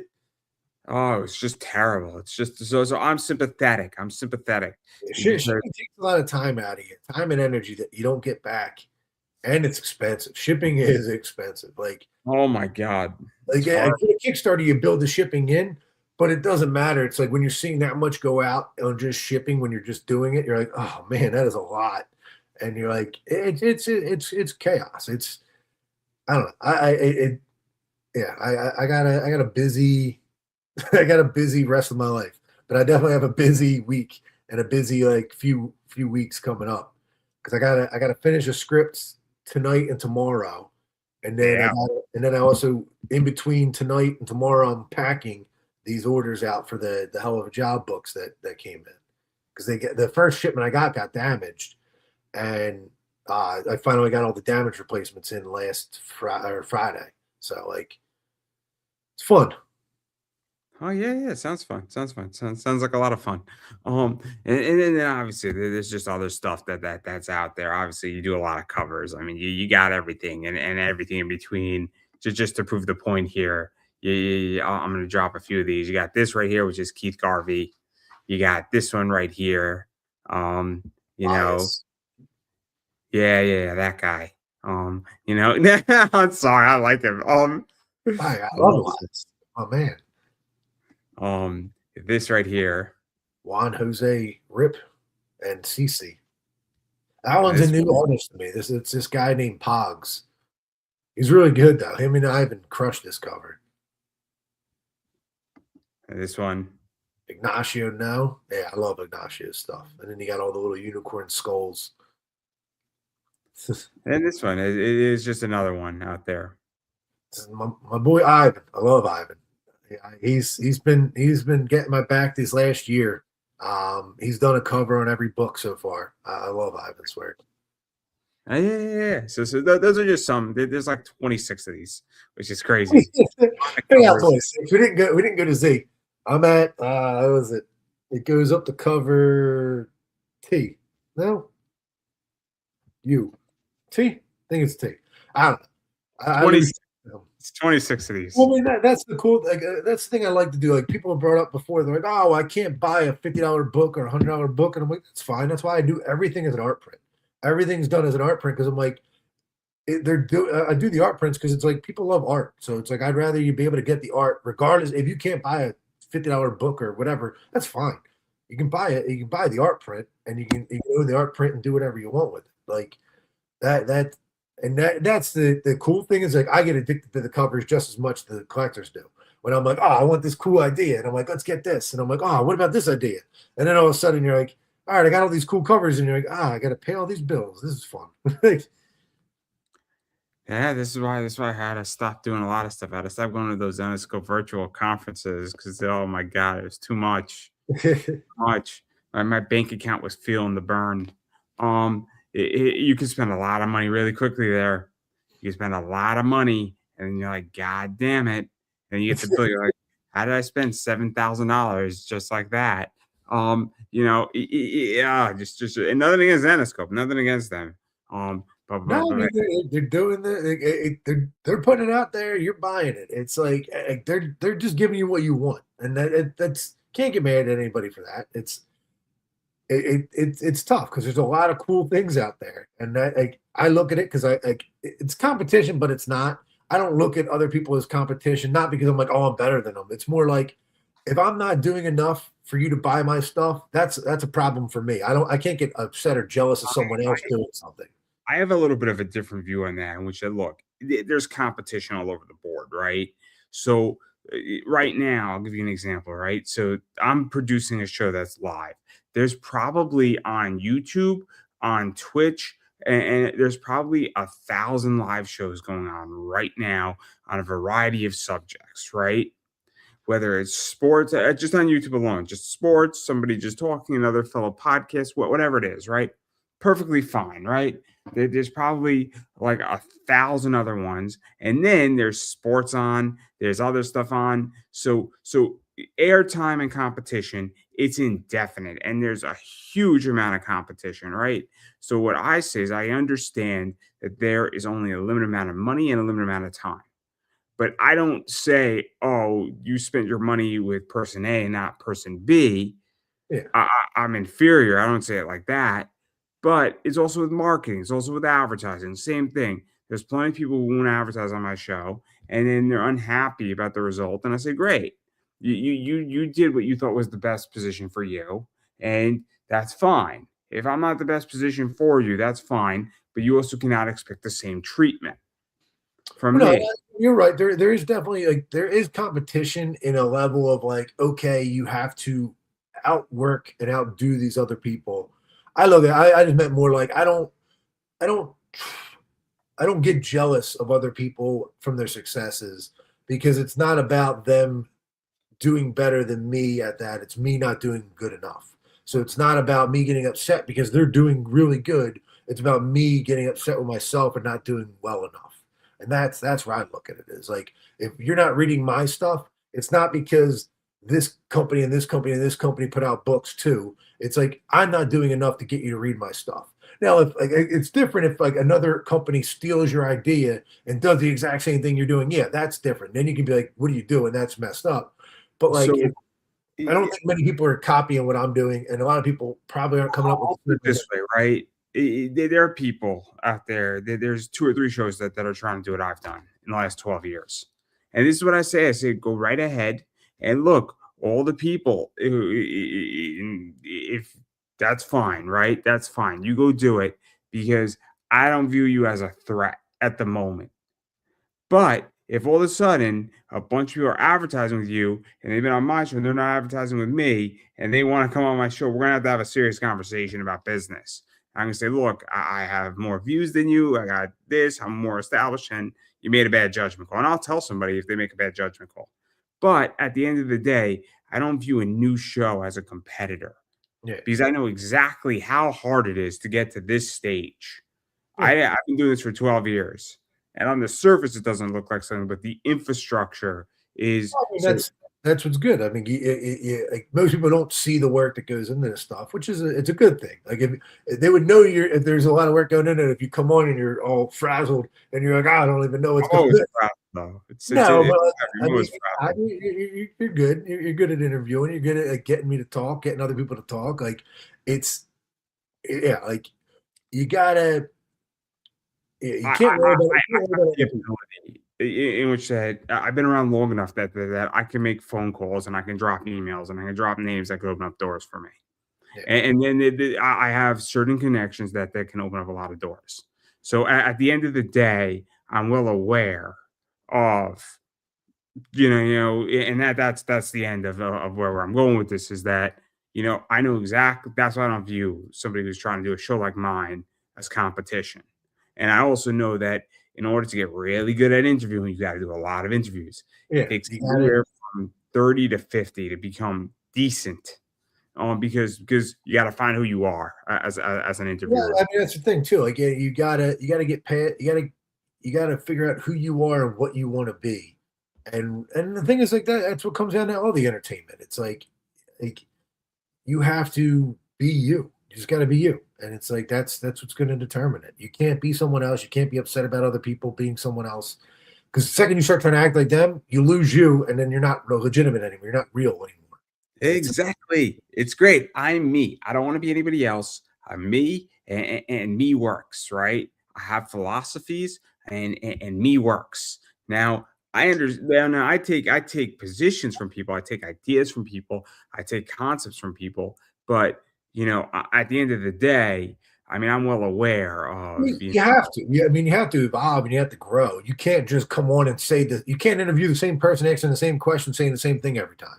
Like you need to be able to grow and be like, okay, like I like this. I want like let's talk about this. Let's like you know what I never thought about this. I mean that's the same thing as like anything. It's like I like to learn. I love reading. I love watching. I love like I've gotten to the point where I watch movies not because I'm like oh I'm like being a snob and I'm like, oh, this isn't, they're not doing this.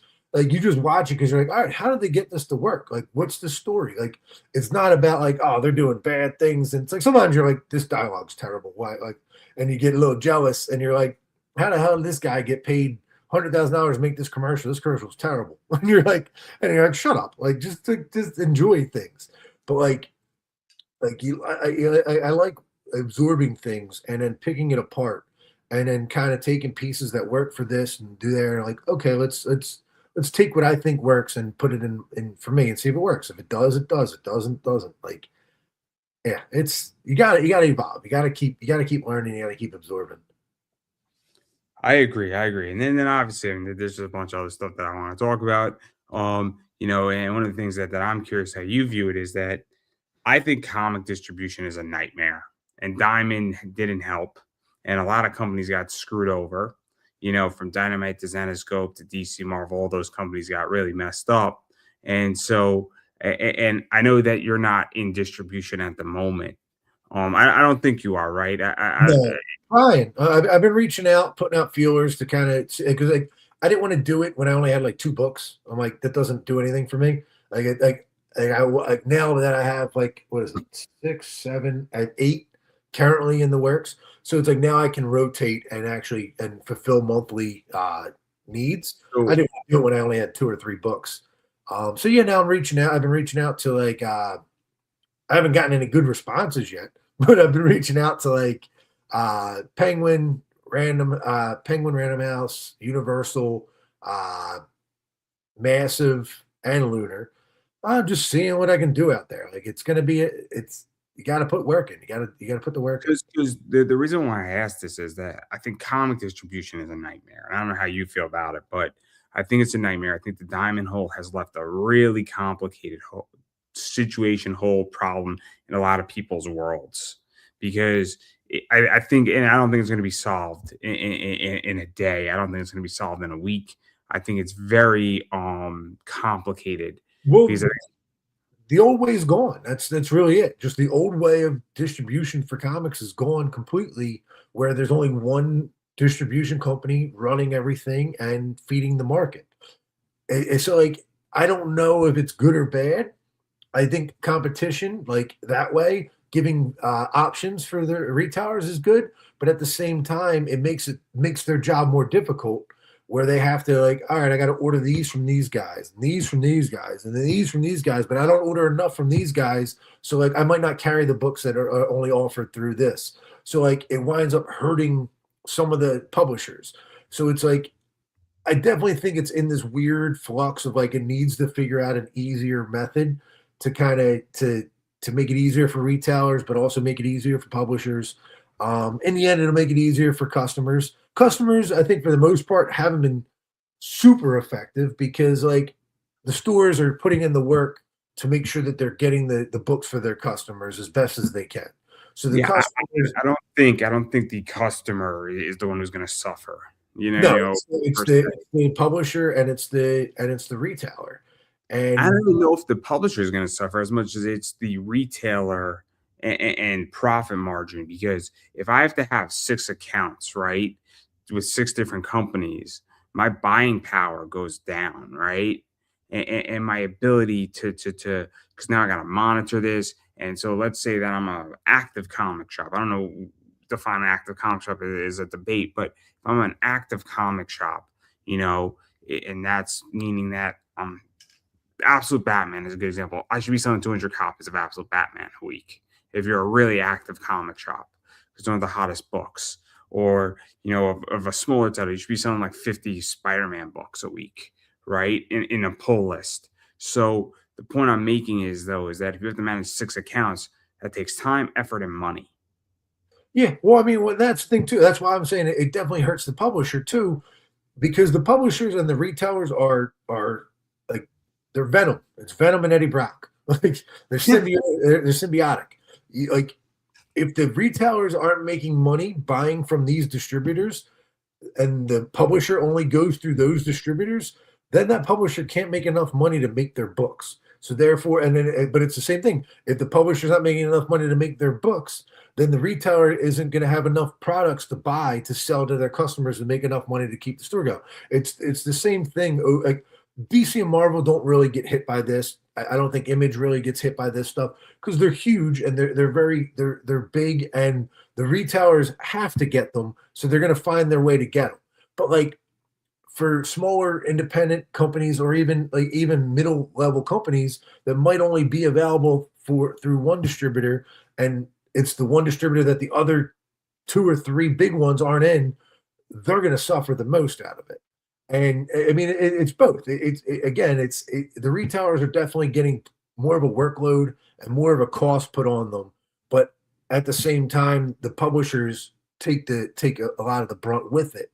It's weird. Like nobody's suffering more. Like it's like they're all equally suffering differently. Like They're all fucked together. yeah, I mean they're not fucked though. Like because the comics are still being made, comics are still able to be sold. It's just harder to do right now. I don't know the answer. I don't. The thing is, I'm not even in a distributor, so I can't really be like, well, it's working this way for me over here. Like I don't know. Like I can't be like, I can't throw in a made up scenario because like until I get into that thing and be like, okay, why isn't this working or what is this working? Like I don't know. And the thing, and also too, I'm not a retailer. I don't know the full. I have an idea of what their scale is of like having to open up a bunch of different accounts. Some of them give them free shipping, some of them don't. Some of them give them damages, some of them do replacements, some of them short them on books because the book got hot and all of a sudden they're sold out of it. Like things like that. I talk to retailers all the time, and it's like they're in a different. This is the crazy industry, and they're in this part where like they get taken care of some days, and then they get screwed over some days, and it's a very crazy thing. And like so, like I only know the world of comics and distribution through Diamond, and without that, it wasn't. I wouldn't say it was the most ideal for everybody, but it worked out the best. Everybody got used to it. Everybody understood it. Everybody understood the rules and the way it played. And now it's like you gotta learn a whole new set of rules. It's like all of a sudden, you're a pitcher in baseball, and now they introduced you can only do two rundowns or two throwdowns, and you have a pitch clock. It's like, all right, I didn't have that before, but I got to figure out how to make it work with that. That's all it is. Fair enough, fair enough. And then obviously, you know, I want to talk sports. And so, how do you feel about your Sixers? 'Cause they got pretty beat up today. Totally, man. I haven't really been. I haven't followed Sixers like religiously in years. Like I'm more of a Phillies and an Eagles guy. So like I mean, I hope the Sixers do well because I love seeing Philly teams do well in parades. And if I watch a few games here and there, I'm definitely rooting for the Sixers. But yeah, I mean, for me, I'm getting ready for these Phillies to come back in about a month, and then waiting for the Eagles. I'm waiting for draft day, and then I'm waiting to see what goes on from there because go Birds. That's all it is. It's Birds all year long. Oh, your Eagles had a rough season. Had a rough season. I mean, they just got outplayed. They Ah, got I out. mean, it's you can't win every year. You can't be a Super Bowl champion every year. I mean, you could be it the year before, but you can't be it every year. You can't decimate the what's it called, the Chiefs, and a dominant team every year in the Super Bowl like the Eagles did to those Chiefs. Well, I mean, I was thrilled that the Seahawks won because I don't think that was on anybody's bingo card. I don't think that was on anybody's I bingo was card. I was rooting for them. I was like Seahawks all the way. I don't want to see New England win another Super Bowl. No offense to your land up there, but like I've seen I'm enough not a Patriots New fan. England I'm Super not a Bowls. Patriots fan. Again, though, again, that was a rough game to watch. It was a rough game to watch. And 9 points going into halftime is nothing to be impressed about. I mean, it was Yeah, they didn't do anything. You didn't really see anything happen until like the end of the third, fourth quarter. That was a rough game. no, But no, no, I no. That was a very stressful game. It was a very hard game to bet on because when you're mean, only when 9 points, any breakout play could change the game. And yeah, that so well, a so lot of them weren't coming though. so I'll give the example. So like let's say it was 14-3. You could still have a breakout game, and it's a close game by definition, but it's not as close because if all of a sudden you're up by 9 and the Patriots get a touchdown, it's a 2-point game. But oh my god, what a stressful game! That game just very unpleasant for me. Very unpleasant. And see, I got Eagles weren't in it, so I was like, I don't have to worry. I was like, but I wanted the Seahawks win because I don't want to see another Patriots Super Bowl for the like. I mean, I mean, I didn't have a problem with him, which it was a very defensive game. It was very defensive, and the offenses were not great. They were quite bad, quite bad. But all I know is that you had to be a moron and really, really dumb to put money on the Patriots because nobody gets an injection into their shoulder if they're okay before a game. Nobody does that. After the game, if Sam Darnold gets a cortisone shot in his shoulder after the game, perfectly fine. No worries, right? We completely understand. Hey, man, people had the people were banking on May, but like, yeah, I don't know. I mean, he's good. He's a good quarterback. He's the best out of the bunch. He's better than Caleb Williams. He's better than Jaden Daniels at the moment. But he's Yeah, young. Jaden had a fall off year. I mean, Caleb stepped it up this year at least. I mean, I don't know, like ah, Daniel Jones, that poor guy. That dude was having a record crazy awesome year, and then he gets hurt. Oh, it was a shame. I felt that, man. I felt that, and it was unpleasant. And I felt it, and I feel bad for him. No, I like Daniel Jones. I even liked him on the Giants, and I hate the Giants, but like I like Daniel Jones. But it's gonna be an interesting year because like right now you're seeing stuff already. I think Seahawks are talking about getting rid of Kenneth Walker, which is crazy. And then was it Detroit just traded David Montgomery to the Texans? So Oh yeah. Sonic and Knuckles are broken up. That was wild, just Yeah. wild, just wild. But it's gonna be interesting what happens next. I mean, a lot of stuff's going on. They just put the transfer tag, I think, on Daniel Jones. The Yeah, I Colts. saw that. Yeah, it is because it's something. I don't even know what that fully was. I saw it today. I didn't even read into it. My understanding of that is that it basically says that a team can match his salary and he can be transferred. But or the Colts can, if he gets an offer, the Colts can match the offer. Well, was he only Something signed like on that. for a 1 year? He was only signed on for a 1 year deal, wasn't he? Yeah, but he might have he there might be an extension clause or something, but the concept is that you can go and match. So like let's say that the Cardinals say we're going to pay him 8 million, for another year, the Colts have the right to match the offer. Well, that It- leads even crazier. The Cardinals. The Cardinals they're already talking about Kyler Murray walks on June 1st. I'm like, that's interesting. I think they're going to probably trade. I mean, I think the Cardinals want Ty Simpson from Alabama. I don't know. I'm excited for the draft. I love the draft. Like, Oh, it's so gonna be a lot of fun. It's in Pittsburgh this year, right? is it? I don't even know. I I think think so. so. I think you're right. And then I think next year it's on the National Mall, which will be crazy. Yeah, draft day is awesome. I love draft day. I love uh, go Birds, baby. I'm already It's excited. It's only been a month. I'm ready for football again. last season was rough on me too. It was unpredictable. Oh, That yeah, whole man. that whole just well, what an unpredictable season. Now we got baseball coming up in a month. We got Phillies taking the Phils all day. We'll see what goes on there. We lost Ranger Suarez, but it's all right. It's What's okay. was it? Rojas. Is it Rojas that just got busted for PEDs?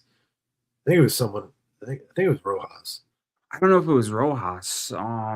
But, So- but, but that's crazy. And then Jackson Profar, I think, might be suspended for like 162 games Oh on the Jesus! Braves. And then who else is problematic? A lot of people, but I digress. Enough about that because obviously we've been speaking for like an hour and a half or more, and a lot of stuff is going on. And I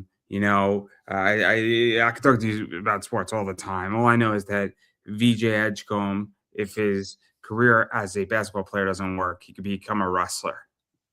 Or a soccer player kicking ladies' heads. The way he dove, it was like a suicide dive wrestling move into the second row. It was epic. Messaged me and I was like, I didn't see it, and I looked it right up. I was like, oh, it was crazy, like that. And that lady caught one right to the cheek. She took it like a champ too. You know, Like, I don't it's know if you heard for those who don't know, if you heard the commentating, they said if that was in New York, they would have just let him drop. I thought that was hilarious. well, he landed on a Philly fan. A Philly and a Sixers fan, and like the Yeah. Philly fan was holding like a bride. It was really funny. And He picked a good spot to jump because he would have just ate those seats. but you know what is she took it like a champ. She was fine. The medical staff checked on her, which was great. But I like how the fact that he was like apologizing in the middle of like while they were reviewing the call. I thought that was great. He's like, I'm so sorry. I'm so sorry. And it's like, what a nice gentleman, what a nice boy he was. It was very funny. Made me laugh a lot. That's But funny.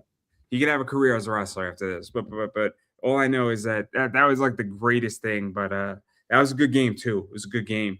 It's a Well, I mean, great.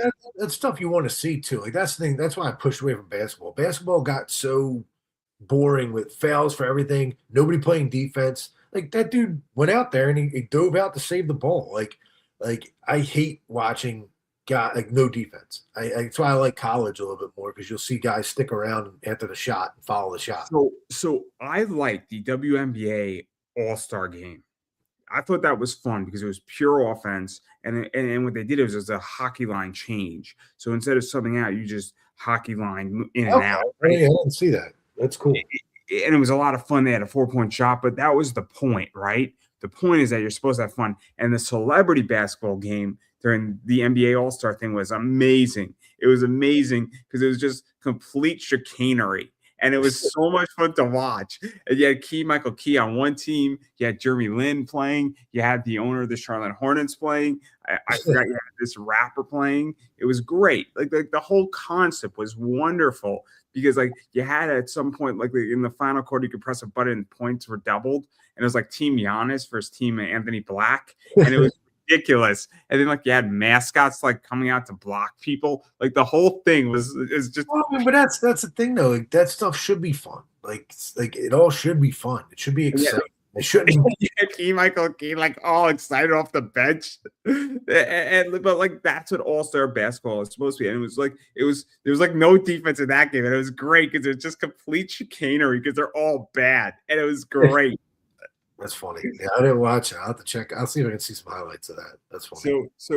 But like that's my point. And then, but like the Rising Star game, oh my god, unbelievable! All the rookies and all the sophomores playing, oh my god, absolutely brilliant between Fighting for spots in life. that was crazy, and oh my god, just that game though was frustrating. It ended in the worst, like All Star Weekend. One of those games ended in like a foul position, and then the other one, the first game of the All Star game, ended on fouls, and that was just bad. Yeah, That was just bad. That was just such a rob. And I don't like that format. I like the fact that it's a 12-minute quarter. What I didn't like is the fact that it should be that you can't end it on a foul. yeah. Because that defeats the point of Well, All-Star. it just takes away it takes away the fun. It takes away the energy. But man, like I forgot what it was, like US Stars. Oh my god, they just smoked Team USA stripes. Like the young guys smoked the old guys. And it was like a mugging, and it was so bad that the odds on DraftKings couldn't keep up. That's funny. It happened so quick. They scored like 21 points in like 3 minutes, and they couldn't keep up with the situation. It was great. But I digress.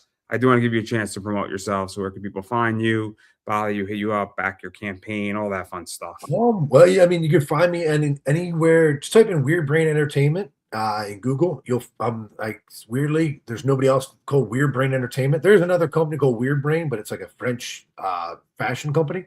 But like, yeah, so Weird Brain Entertainment on Instagram, Facebook, X, TikTok. The website is just weirdbrainentertainment.com, and then the store is in there. It's a Shopify store. And then I have a Kickstarter running right now. So that's under, I guess you just type in Anti-Christine and the Four Unicorns of the Apocalypse #2. And that's the one that's running right now. And if you want to catch up on books, they're offered on that, but then they're also offered on my web store. So yeah, I'm Dave Franchini, as the little thing here says. I don't know what side. There it is. And then I just find anything, just type me in and find any of the books I'm working on. Sorry. And then obviously it's my show, and I'm going to promote myself. I am on the X / the Twitter Pop Anime Comics, Instagram Pop Anime Comics, Facebook Pop Anime Comics, YouTube is Pop Anime Comics. I have been saying it for a while. I cannot promise that you will get smarter, but I can promise that you will be entertained on my YouTube channel. A lot of content, a lot of interviews, a lot of fun stuff. Tomorrow, 11 o'clock, going to be a lot of fun. Talking to somebody who is adult. And so I'm super excited for that interview, and going to have a blast with her. So definitely tune in at 11 in the morning. It's a rare time that I do an 11 in the morning show. She's in the UK, so it's for where she's at. So it makes sense. Super fun. It's going to be an interesting one. I have not prepared for it either, so I'm going to roll off the cuff. So it could be good or bad. We're going to have to find out, though, everybody. But all jokes aside, obviously TikTok, if I didn't already say it, is Pop Anime Comics. And then I do run an eBay store, and this is my eBay store. Look for Comics and Collectibles. Come shop with us on eBay. And I tend to sell comics like this in my store. I sell books like this in my store. I sell books like this in my store. I also sell cards like this in my store. This in my store. I sell one-on-ones like this in my store. They come across my positioning, as well as stuff like this. And, I am in the process of having a debate if I'm going to sell my 1/5 Stephanie Vauquer auto card. I have not decided yet, but if I do, I will let everybody know that I am selling that. But I am very torn on it still. So, debating if I'm going to be selling that card. But if I do, it's going to be an expensive card. I'm looking at 12 on it, everybody, if I sell it. So, but again, I like it. So I'm debating if I'm going to sell it at the moment. So that's kind of everything going on. And I've been saying it forever in my eBay store is that first off, go to my eBay store, look at what I got on my eBay store. If you're looking for cards, comics, then if you see what you want, feel free to buy it. If you don't see what you want, shoot me a message on eBay because I may have it. And if I have it, I'll list it for you. Happy to sell it to you. And if I don't have it, chances are I know somebody who does. And I'm more than happy to point you in the right direction, help you find what you need, because I know what it's like to hunt down stuff. And it can only help to have people looking out for stuff because I sell stuff that people don't sell and people sell stuff that I don't sell. I think I said that right. Hopefully I did. Or the point is that I have friends who sell things that I don't sell, so I'm happy to help people find what they need. But that's everything I got going on. And on that note, I'm going to give you the final word.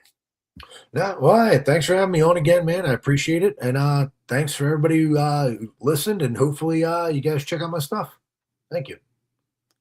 And I believe that is a wrap, everybody. That is a wrap.